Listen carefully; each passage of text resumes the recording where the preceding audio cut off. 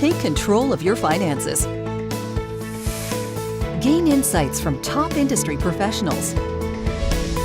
Financial topics that matter to you from your go-to resource. This is Right on the Money with your host, Dennis Mattern.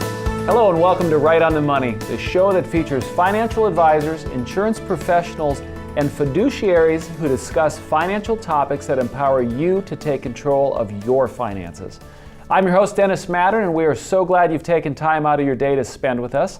Remember, you can watch full episodes on our YouTube channel or rightonthemoneyshow.com.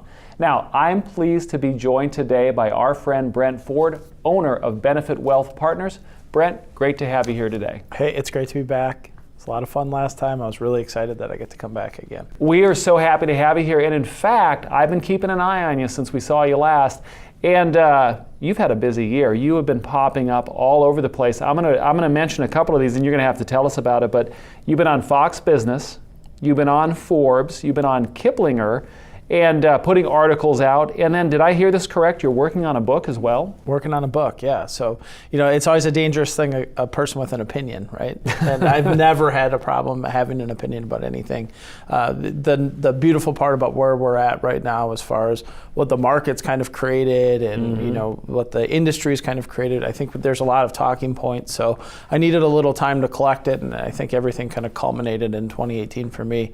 And then I just started writing, kind of crazy. So it is a good time to really be putting out material for our clients, because there's just so much noise. We have a different client experience now than what we had before. Even when I started, and I've been in the industry for about 10 years, on the early part of being in the industry, what we lacked a lot of third-party, I guess you could call it, noise from everywhere else. Sure. Now we have clients that are much less reliant on the expertise of their advisor, but they want the expertise of their advisor along with everything else that exists.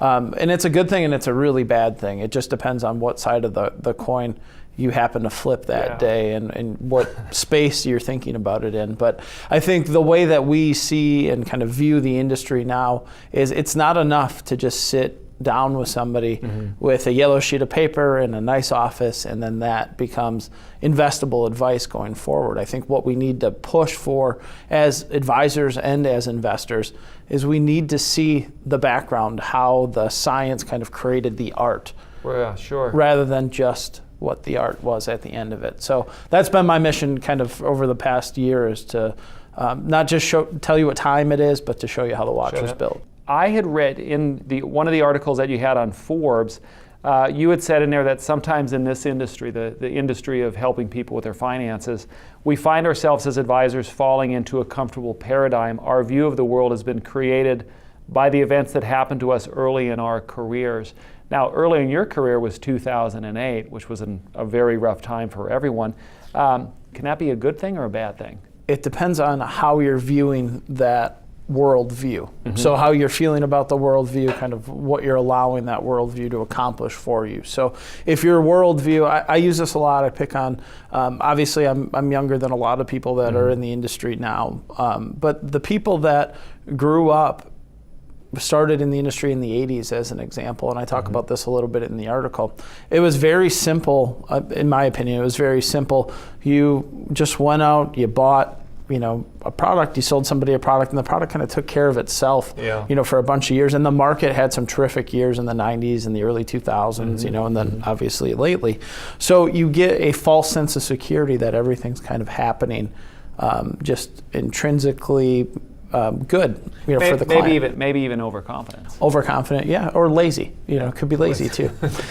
So I think if we kind of look at that as the staple, when we get into a time period when the market has a little bit more volatility, the stakes are a little bit more significant, we have to be cognizant of the investment choices that we're making. Sometimes just placing product is no longer good enough. And that's kind of what I was trying to push forward in that article. Paradigm's important. My paradigm is also skewed. And I'm not immune to the industry, right? But I'm not immune to having a paradigm either. My paradigm was formed in 2008. I started in the industry in May. So 2 months into the Great Recession that we had as an industry. So I have a little bit more skepticism about market rallies. I have a little bit more, I think I'm a little more careful as far as placing an overabundance of risk in somebody's portfolio. So those things can benefit as well, but they could also be drawbacks. So again, I'm not saying that I'm better or worse than anyone different. I think I just have a realistic thought process of what it takes to be successful. That's why we use a lot of third-party credibility building within our process to show people that it's not just me, it's not my opinion, because I could be skewed, I could be wrong. Sure. So let's look at data, let's look at empirical research, let's build this thing the way that it's supposed to be built. So in that same article, which is a fantastic article, but in that same article you mentioned the other side of the coin. So there's the advisor side of the coin where we get our paradigm, but then for the investor, their investment decision, their paradigm is really based upon maybe previous generation people that they look up to. Am I catching that right? Well, when we're unfamiliar with what is happening, the easiest thing to do is to look to the people that you respect and you have trust in. A lot of times it starts to be your parents or grandparents. I know definitely for me that's been kind of a guiding point within my life. So when we look at kind of this event, the overarching theme of what's kind of running the market right now, I think interest rates peaked sometime around 1981, and then they gradually started to fall. As interest rates fell, bond prices went up because they move opposite of one another. It's a relatively simple but important concept. So what we saw from a lot of retirees that were in the 90s and in the early 2000s, very simple. You could just buy a bond portfolio and live off the rate of return. Yeah, absolutely. So you start to see this conservative flock of investors right now that are pushing for that same concept. This is what my dad did. This is what my mom did. They bought bonds. They lived off of the yield of the bond, and they were able to have a very successful retirement. That's what I want to do. I don't want risk, and I want the yield.